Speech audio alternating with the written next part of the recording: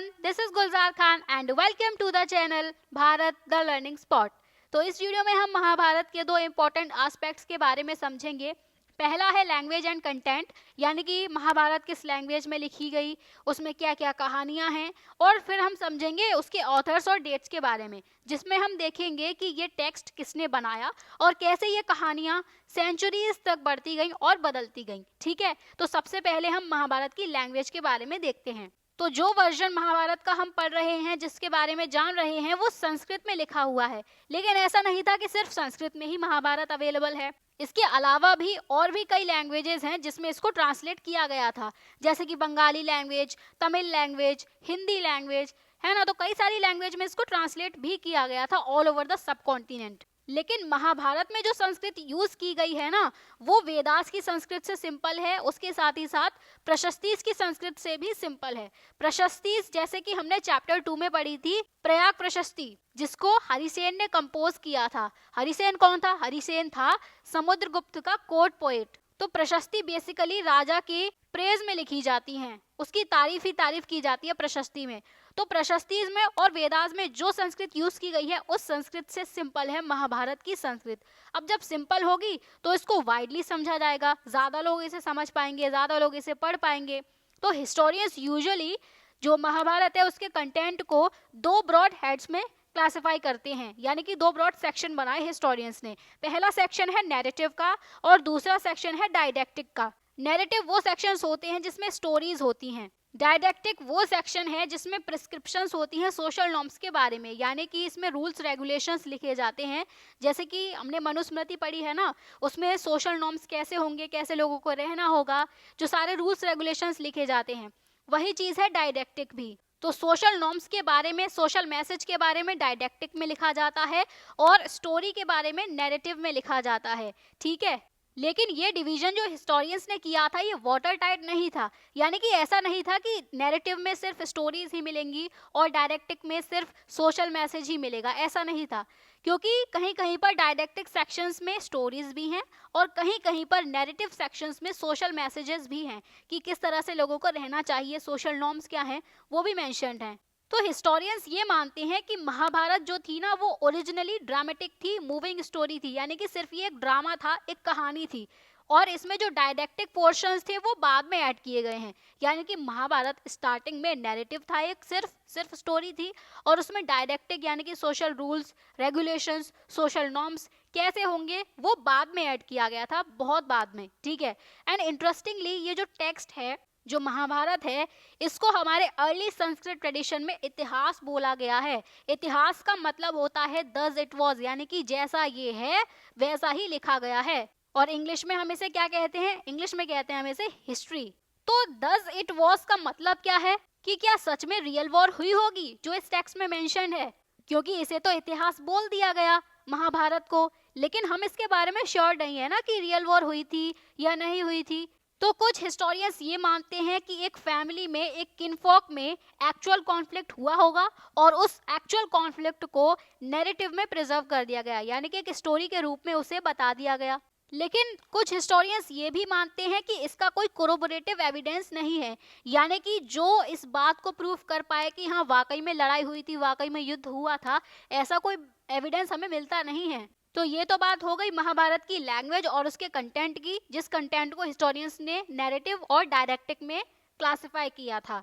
अब हम देखेंगे महाभारत के ऑथर्स और डेट्स के बारे में। तो सीधा सा क्वेश्चन है कि टेक्स्ट किसने लिखा, तो ये ऐसा क्वेश्चन है जिसके कई सारे आंसर्स हैं, कई सारी थ्योरीज हैं।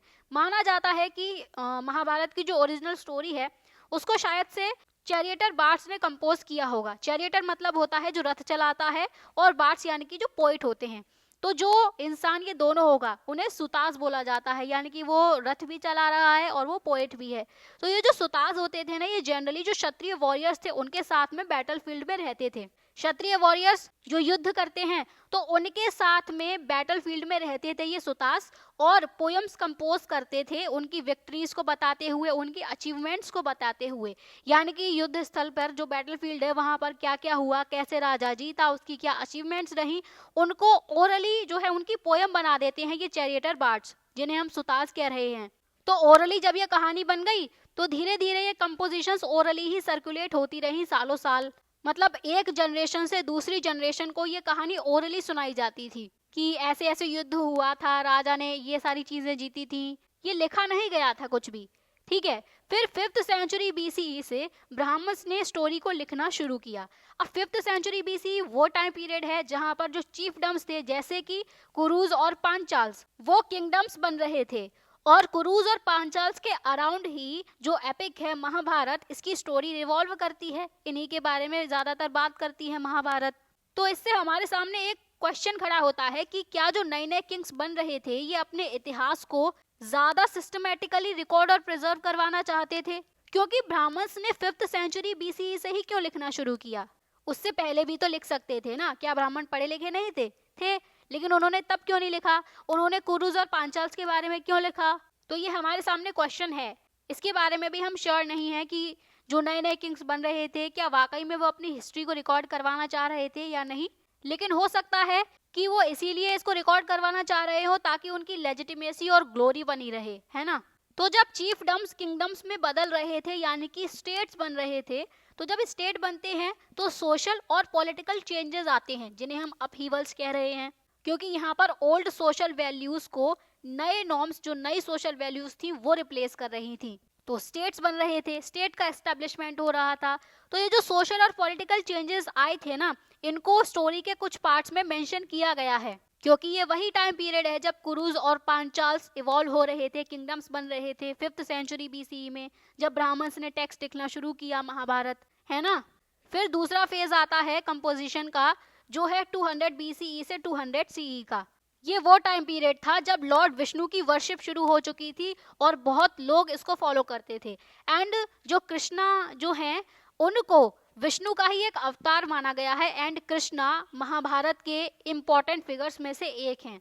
इसके बाद में अगला फेज आता है 200 से 400 सीई का, जहां पर जो बड़े बड़े डायडेक्टिक सेक्शंस थे जिसमें सोशल नॉर्म्स लिखे गए थे, जैसे कि मनुस्मृति में लिखे गए हैं, उनको ऐड किया गया महाभारत में। इन एडिशन के साथ में जो शुरुआत में सिर्फ 10,000 वर्सेस थे यानी कि सिर्फ 10,000 श्लोक थे, वो धीरे धीरे बढ़कर 1,00,000 श्लोक हो गए, 1,00,000 वर्सेस हो गए। इसीलिए तो इसे महाभारत बोला जाने लगा।